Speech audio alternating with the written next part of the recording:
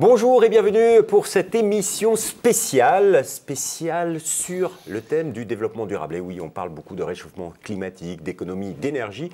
Et nous voulions faire le point dans cette émission sur la transition énergétique. Avec nous, Michel Derdevey. Bonjour. Bonjour. Vous êtes secrétaire général d'Enedis. Alors, Enedis, tout le monde connaît le nom, une grande entreprise. Vous êtes dans l'électricité, mais qu'est-ce que vous faites exactement? Alors, Enedis, c'est le gestionnaire du réseau de distribution d'électricité. Ça veut dire, au plan technique, la basse et la moyenne tension, c'est-à-dire le réseau, Jérôme, qui arrive chez vous et qui va jusqu'au grand réseau de transport d'électricité. Et puis, c'est 38 000 salariés qui sont présents dans les territoires, puisque le réseau d'Enedis appartient aux collectivités. C'est un réseau qui est concédé sur 95% du territoire et nous avons la chance d'être concessionnaire sur l'essentiel du territoire français. C'est vous qui, en fait, gérez tout le réseau électrique. Exactement, à côté d'un autre acteur qui s'appelle RTE, qui gère les grandes lignes à haute et très haute tension. D'accord. Alors, on est là quand même pour parler de transition énergétique, mais pour nos téléspectateurs, c'est quoi la définition aujourd'hui de la transition énergétique? Ouh là là, alors c'est un terme qui a été inventé en Allemagne il y a une quinzaine, 15-20 ans. Et en fait, la transition énergétique, c'est plusieurs phénomènes qui arrivent en même temps. L'arrivée des énergies renouvelables, qui sont décarbonés, c'est la digitalisation, ça veut dire que les réseaux deviennent de plus en plus des plateformes numériques, des endroits où il y a énormément d'informations qui s'agrègent et qui permettent aux consommateurs de devenir plus intelligents, de mieux adapter sa consommation.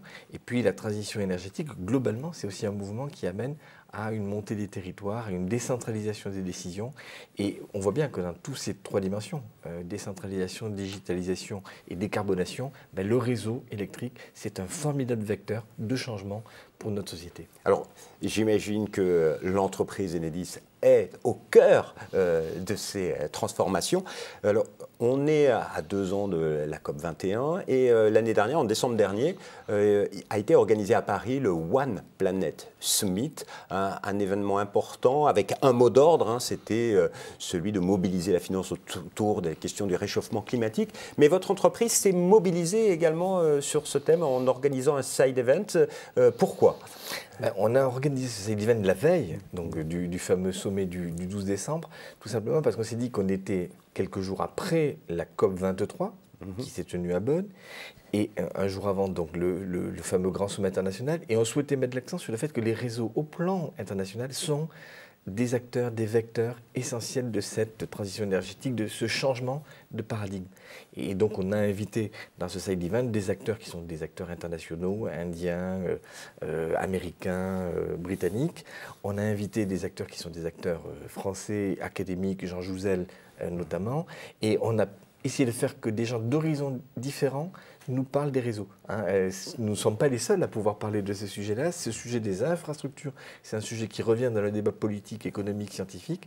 Et on souhaitait simplement partager entre différents responsables et avoir les éclairages de tous à la veille de la rencontre des chefs d'État et de gouvernement. Et puis faire, j'imagine, avancer les choses en créant du lien entre les gens dans une ambiance, on va dire, conviviale.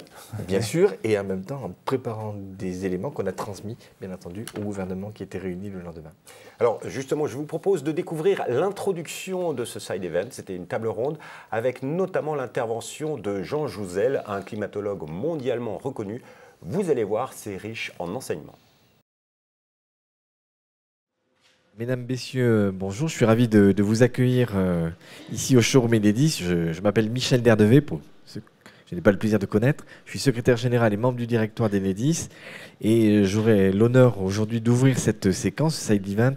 Le président d'Enedis, Philippe Monloubou, ayant un empêchement de dernière minute qui fait qu'il aurait dû assurer l'ouverture de ce side event. Et malheureusement, il ne sera pas avec nous. Alors, Excellence, Monsieur le Commissaire, cher Andris Pibals, Mesdames et Messieurs les Présidents, Mesdames et Messieurs les Directeurs, Messieurs les Conseillers et Mesdames les Conseillers, de nombreuses ambassades sont ici cet après-midi et nous sommes ravis de les accueillir. J'aurais envie de vous dire quelques mots très rapides sur le fait qu'un sommet climat, demain le sommet qui va s'ouvrir, le One Planet Summit, c'est pas qu'une discussion de nature politique. C'est pas qu'un travail fait entre les différents gouvernements du monde ou de la planète sur une réflexion sur la décarbonation. C'est aussi, et ça va l'être de plus en plus, l'implication des entreprises, des opérateurs industriels. Ça a été déjà le cas lors de la COP21. Il y a 2 ans, on a vu un certain nombre de grands acteurs mondiaux de l'énergie et d'autres domaines se mobiliser autour de la décarbonation de la planète. C'est encore vrai aujourd'hui et ça devra l'être encore plus dans les années qui viennent. Vous savez comme moi et Jean Jouzel qui va prononcer quelques mots introductifs après moi, vient de publier un livre remarquable la semaine dernière sur le sujet, qui a un besoin d'investissement colossal pour réussir l'objectif de limitation des 2 degrés, et qu'on est encore loin de l'épure. Alors pour ceux qui ne connaîtraient pas Enedis, quelques petits mots. On est une entreprise jeune qui a 10 ans, qui a été créée en 2008, qui réunit 38 000 salariés, qui est au cœur de la transition énergétique. Je prenais simplement 2 exemples. Pourquoi? Parce qu'on raccorde les énergies renouvelables, photovoltaïques, éoliennes notamment, rentrent par le bas dans le réseau. Et donc le réseau de distribution n'est plus uniquement un réseau qui achemine jusqu'à votre compteur, mais c'est aussi un réseau qui collecte des énergies intermittentes et donc dont les fonctionnalités sont amenées à être profondément modernisées, digitalisées, transformées. Et deuxième élément, ce réseau, j'ai employé le mot digital à l'instant, c'est un réseau qui va être un réseau de plus en plus numérique, une sorte de plateforme d'interface où l'intelligence pour aller vers un client, consommateur, acteur va être de plus en plus challengée. Et donc on voit bien que les fonctionnalités de cet espace, de ce réseau qui fait 1 million et quelques de kilomètres en France, vont être de plus en plus importantes dans le paysage. Et donc j'appelle de ces voeux, et nous avons conçu ce Side Event comme un moment où on doit penser le sujet énergétique, pas uniquement en termes de production. C'est bien de penser à quel type de production énergétique, c'est bien aussi, je le dis devant notre ami indien, c'est bien de penser au plan mondial, au rôle des infrastructures. L'électricité ne va pas arriver demain immédiatement par le cloud, elle supposera encore pendant quelque temps des lignes et des postes. Et tout ça, c'est challengé aujourd'hui, c'est des infrastructures vitales et stratégiques. Et donc l'objectif de ces 3 heures d'échange entre nous, ça va être de pouvoir partager sur les enjeux, les pratiques, les échecs, les réussites dans les différents pays au plan mondial sur cet enjeu de transformation des réseaux. Et donc de ce pas, et pour pas être plus long, j'interviendrai dans la 3e table ronde, mais je passe la parole à Jean Jouzel. Donc pour ceux qui ne connaîtraient pas Jean, qui a été prix Nobel de la paix en 2007, faisant partie des équipes du GIEC qui ont travaillé parmi les pionnières et les premières sur le sujet climatique. Et c'est un grand honneur, cher Jean, de vous accueillir cet après-midi ici pour Enedis et pour tous nos invités. Merci Michel. Bonjour à tous, bonjour Excellence, bonjour à tous. Quelques mots. Je pense qu'il est toujours, alors probablement pas nécessaire pour beaucoup d'entre vous, mais utile en général de rappeler quelques points sur le réchauffement climatique. D'abord, sa réalité. Sa réalité, le réchauffement climatique est bien là, il est très présent dans l'atmosphère. Les 3 dernières années étaient les années les plus chaudes que nous ayons connues depuis 150 ans. 2017 sera de nouveau une année chaude. Et cela, c'est indubitablement lié à l'augmentation des gaz à effet de serre, plus 40% depuis 200 ans pour le dioxyde de carbone, plus que doublé pour le méthane, plus 20% pour le protoxyde d'azote. Et le résultat net de cette augmentation, il est clair. Ça se traduit par une augmentation, disons un piégeage de chaleur supplémentaire et tout simplement une augmentation de la chaleur, de la quantité de chaleur disponible pour le système climatique. En gros, on augmente de 3 watts par mètre carré d'un peu plus de 1% la quantité de chaleur disponible. Mais de ce 1% supplémentaire, il n'y a que 1% à être utilisé par l'atmosphère. L'essentiel va dans l'océan, et donc si on veut tester la réalité du réchauffement, il faut aussi aller voir ce qui se passe dans l'océan, et là le diagnostic est sans appel. En fait, l'élévation du niveau de la mer, c'est plus de 3 mm chaque année, 1 mm lié à la dilatation de l'océan. L'océan se réchauffe, il se dilate, et puis une bonne partie du reste qui est lié à la fonte des glaces, les glaciers de nos régions, de l'Himalaya, mais aussi ce qu'on appelle les glaciers tempérés, mais depuis une vingtaine d'années, le Groenland et l'Antarctique de l'Ouest. Donc ce réchauffement est une réalité, on en comprend les mécanismes, et de façon très claire, on attribue ce réchauffement aux activités humaines. Donc on ne peut pas expliquer, si on regarde au cours des 60 dernières années, il y a un peu moins de 1 degré de réchauffement à l'échelle planétaire, 2/3 de degré. On peut l'expliquer entièrement par les activités humaines. Les causes naturelles de réchauffement climatique, on parle à la fois des variations d'activité solaire ou des volcans, ne peuvent expliquer qu'1 dixième de degré au maximum. Donc le diagnostic est là, il est très clair, l'essentiel du réchauffement climatique est dû aux activités humaines. Alors ce vers quoi on va, Bien sûr, c'est malheureusement du bon sens. Si on émet beaucoup de gaz à effet de serre, plus on émet de gaz à effet de serre, plus on prend de risques d'un réchauffement important. Peut-être pas dans un premier temps, finalement, quand on regarde ce qui va se passer à échelle de 10 ou 20 ans, c'est pratiquement joué. Hein, disons, ce sont les gaz à effet de serre qui sont déjà dans l'atmosphère, qui vont continuer à jouer leur rôle climatique. Mais si on regarde au-delà de 2050, c'est ce que nous faisons aujourd'hui qui décide du climat de la deuxième partie de ce siècle et plus loin. C'est ça qui est important.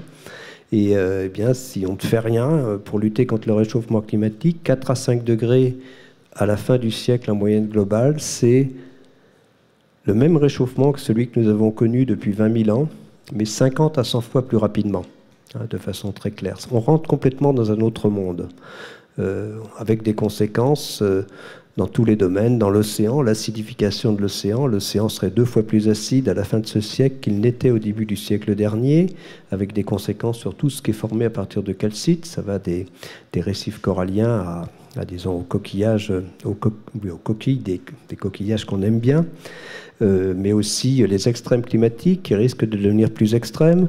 Et ça, je peux vous dire que Michel, il n'aime pas trop. Hein. Donc on peut en discuter aujourd'hui, mais c'est pas le genre de choses que... Voilà, la tempête, bon... bien sûr, tous ces problèmes, mais même des sécheresses à répétition, les infrastructures sont des problèmes, bien sûr, disons les extrêmes climatiques en général, des vagues de chaleur qui seraient plus importantes, plus intenses, et puis ensuite une troisième catégorie de conséquences qui touche plus les populations. Alors, on va parler en gros, il y a quand même le problème de sécurité alimentaire sur une large partie du pourtour méditerranéen qui verra moins de précipitations, diminution donc des sécheresses dans certaines régions, des risques, des risques d'augmentation des réfugiés climatiques. Ces régions qui ne pourront plus nourrir les personnes qui y vivent, eh bien évidemment, c'est la conséquence, c'est disons que les gens le quittent, doivent la quitter, mais aussi par exemple, la perte de biodiversité, c'est assez impressionnant. Actuellement, on parle déjà de 6e extinction sans tenir compte du réchauffement climatique pour beaucoup des spécialistes. Or, avec un réchauffement climatique de l'ordre de celui que j'ai mentionné, si on ne fait rien pour lutter contre le réchauffement climatique, à la fin de ce siècle, pour la moitié des espèces, alors que ce soit faune ou flore, eh bien, leur vitesse leur capacité de déplacement sera inférieure à la vitesse de déplacement des zones climatiques. Donc on comprend bien la difficulté qu'elles auraient, parce que j'espère que ce n'est pas ce vers quoi on ira, pour s'adapter. Ensuite, beaucoup de problèmes, bien sûr, tout ce qui est lié aux problèmes, disons, tous les problèmes sont exacerbés, de santé, environnement, et puis ces problèmes aussi irréversibles, comme l'élévation du niveau de la mer. Ce serait au moins 1 mètre à la fin du siècle, 2 à 3 mètres à échéance de quelques siècles, et je parle toujours d'un réchauffement non maîtrisé, la fonte du Groenland à échelle millénaire, et ça, ce sont 7 mètres d'élévation du niveau de la mer. Des conséquences sur des pays comme le nôtre, des vagues de chaleur, des zones où il y a des sécheresses. Et tout cela, donc j'arrête sur ces conséquences. Vous êtes tous persuadés que c'est ce qu'il ne faut pas faire. Hein, c'est ça simplement l'objectif. Alors, tout le monde sait ce qu'il faut faire. C'est ce qui est bien. Puisque moi j'adhère à l'objectif de l'accord de Paris. Il faut en gros prendre des mesures pour que le réchauffement climatique soit limité. On ne peut pas l'arrêter, il est inéluctable. Hein, c'est ce qu'on dit. Je rappelle que c'est ce qu'on dit depuis 40 ans et que nous sommes actuellement sur les trajectoires que nous envisagions il y a 30 ans. Donc il faut quand même prendre ce dont on vous parle aujourd'hui au sérieux. Hein, parce que c'est exactement ce qu'on vous disait il y a 30 ans. Hein, voilà, donc je veux dire, c'est quand même important de le prendre au sérieux.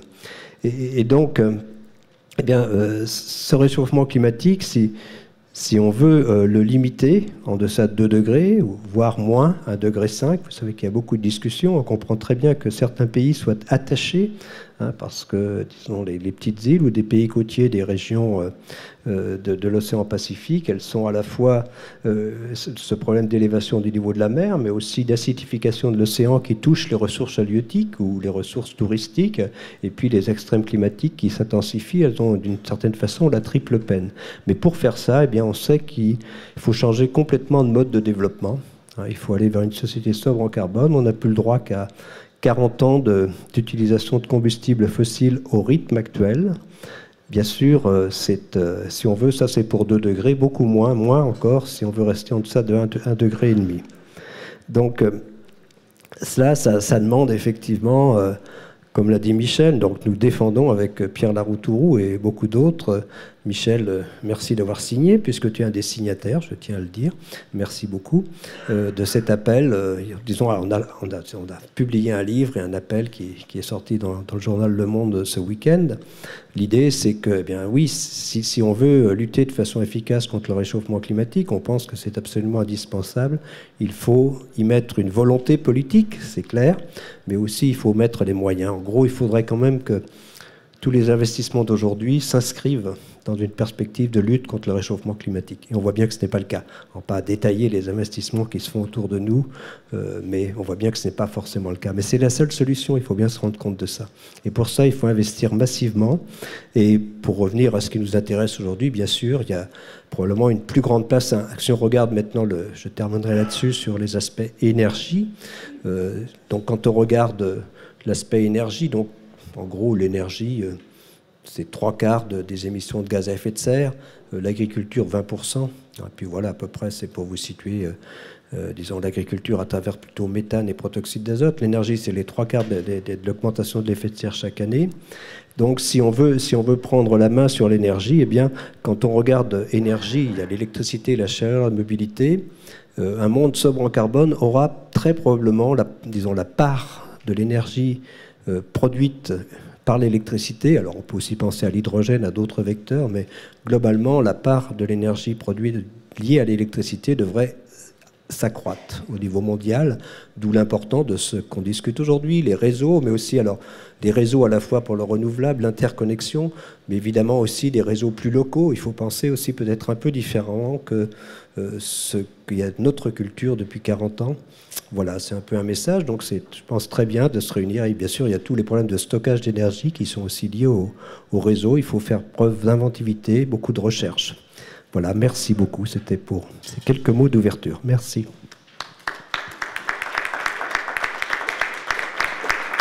Merci beaucoup. Merci beaucoup. Voilà, vous restez assis là. Oui, parce que sinon... Merci Michel. Voilà, je suis Hugues Belin, je suis journaliste spécialiste question énergie, basé à Bruxelles. J'ai mon GSM, je vais être votre modérateur aujourd'hui. J'ai mon GSM et je vous conseille de faire comme moi, soit de le mettre sur avion ou silence, en tout cas, s'il vous plaît. Mais moi, je vais tout le temps le regarder parce qu'on a un horaire assez serré, donc voilà. Qu'est-ce que je voulais vous dire encore? Voilà, nous allons avoir donc cet après-midi 3 tables rondes avec 3 ou 4 orateurs à chaque table ronde. Elles vont commencer par 5 minutes d'introduction par chaque orateur. Ensuite, pendant 10 minutes, nous allons faire un débat au sein de la table ronde. Je peux déjà commencer à voir s'il y a des questions. Et ensuite, 10 minutes pour les questions du public. Et la pause café sera à 16 h, donc après la première table ronde. À la fin, notre rapporteur vous fera une synthèse de cet événement. Et puis, peut-être que nous aurons un ministre qui passera nous dire un petit mot. Donc, nous prévoyons de terminer vers 18 h. Je voulais encore savoir une petite chose qui quand même sera utile, qui est anglophone ici. Who speaks only English here? OK, 1. OK, 2, 3. OK, yeah. OK, 4. OK. Donc, on va parler principalement, je vais parler principalement en français. Il y aura des présentations qui seront en anglais. Donc, on communiquera aussi en anglais. Je pense que tout le monde parle anglais ici. Sinon, vous avez des... je vous conseille quand même d'avoir des écouteurs. Nous avons des interprètes ici, rien que pour vous. Voilà, donc on va démarrer. Je voulais encore, on a encore 3 minutes avant le départ de la première table ronde. Jean, j'aurais voulu savoir sur Paris. Donc Paris, très rapidement, où est-ce qu'on en est avec par rapport à la COP 21? Donc par rapport à la COP 21, donc l'idée, on a eu deux réunions depuis. La COP 22 à Marrakech et la COP 23 en fait organisée par les îles Fidji à Bonn, elles ont finalement rempli leur rôle. Leur rôle, c'est principalement de disons, de préparer la COP24 de l'an prochain qui sera plus importante parce que c'est à partir de l'an prochain qu'on commencera réellement à regarder, on appelle ça le stock take, c'est-à-dire on regardera vraiment, on fera un premier bilan des engagements de l'accord de Paris. Ce que l'on sait, c'est que des engagements de l'accord de Paris, je le dis rapidement, ne sont pas à la hauteur de l'objectif. Pratiquement, on sait d'ores et déjà que même si les pays s'engageaient, eh bien, disons, respecter leurs engagements, on aurait à peu près 15 milliards de tonnes, c'est-à-dire 35 à 40% d'émissions en trop en 2030. Donc il faut vraiment relever cette ambition. Et pour moi et pour beaucoup d'autres, eh bien, le retrait de Donald Trump disons, il a une double conséquence. Le succès de l'accord de Paris, ce n'est pas que dans les engagements, c'est dans son caractère universel. Tous les pays de la planète ont signé l'accord de Paris.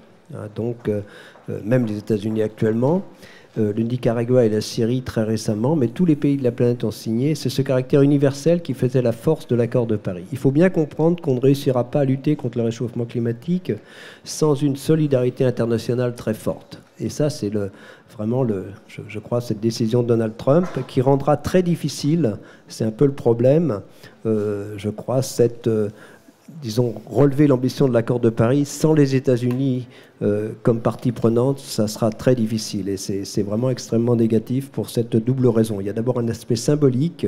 Les États-Unis ont rompu un accord universel, le premier accord universel sur cette planète. Et il y a vraiment besoin de solidarité si on veut lutter contre le réchauffement climatique et ne pas accroître les inégalités, parce que c'est bien le premier risque du réchauffement climatique.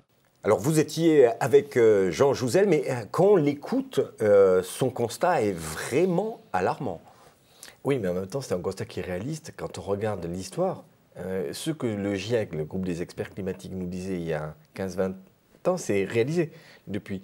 Et donc, quand Jean Jouzel, aujourd'hui, qui est une personnalité éminente, nous alerte en nous disant que le mouvement s'accélère, qu'on ne sera pas au rendez-vous des 2 degrés, qu'il faut mobiliser 1000 milliards si on a envie d'éviter de se retrouver avec un schéma d'une planète inhabitable en 2040-2050, c'est un propos qui est un propos réaliste. Et c'est un propos qui nous concerne. Pourquoi? Parce que les réseaux, aujourd'hui, partout dans le monde, ils vivent ce changement. C'est-à-dire que votre entreprise, elle le vit comment?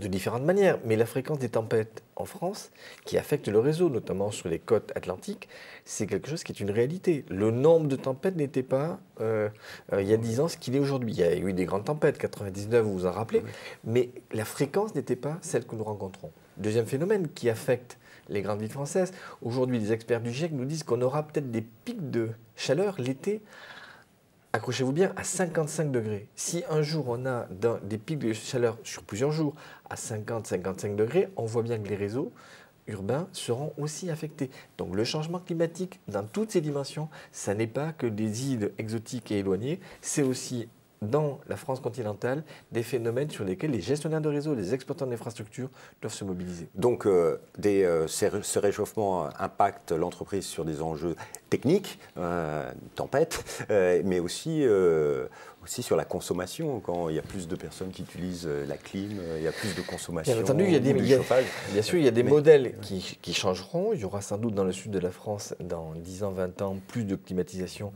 un peu à l'image de l'Espagne. Vous savez, l'Espagne a aujourd'hui des pics de consommation plutôt l'été à 13h, alors que la France reste encore sur des pointes de consommation l'hiver à 19h, phénomène grégaire. Et on voit bien que la pointe d'été va sans doute être un phénomène dimensionnant dans les années qui viennent. Donc c'est des changements de système. Vous savez, Enedis, on a l'habitude de se qualifier de gestionnaire de système électrique. Et on voit bien que le changement climatique va affecter l'ensemble des composantes du système électrique français. Donc il y a urgence, alors mobilisation des citoyens, moins consommer, mais aussi les États, c'est la raison des différentes COP et du One Planet Summit, mais également les entreprises. Enedis, comment vous envisagez l'avenir? Quels sont vos axes de travail sur ces questions-là dans les 10-20 ans à venir? Les axes de travail, ils vont être essentiellement tournés autour d'être au rendez-vous, comme nous l'avons été depuis 10 ans, du raccordement des énergies renouvelables. Aujourd'hui, il y a 22 gigawatts d'énergie renouvelable raccordés au réseau de distribution par le bas. Il y a 360 000 sites partout en France de production renouvelable que nous raccordons. Et il est essentiel que nous continuions à le faire dans des délais rapides pour permettre l'essor des renouvelables et une part des renouvelables croissante dans le pays. C'est le choix des décideurs politiques, c'est le choix des lois, et elles ont été confirmées il y a peu de temps. Donc on voit bien que ça, c'est le premier défi. Et le deuxième défi, c'est nous allons être une formidable plateforme numérique digitale au service de la transition. Vous l'évoquiez à l'instant, le consommateur, il aura accès, grâce notamment au comptage intelligent, grâce notamment à Linky, à de plus en plus de données.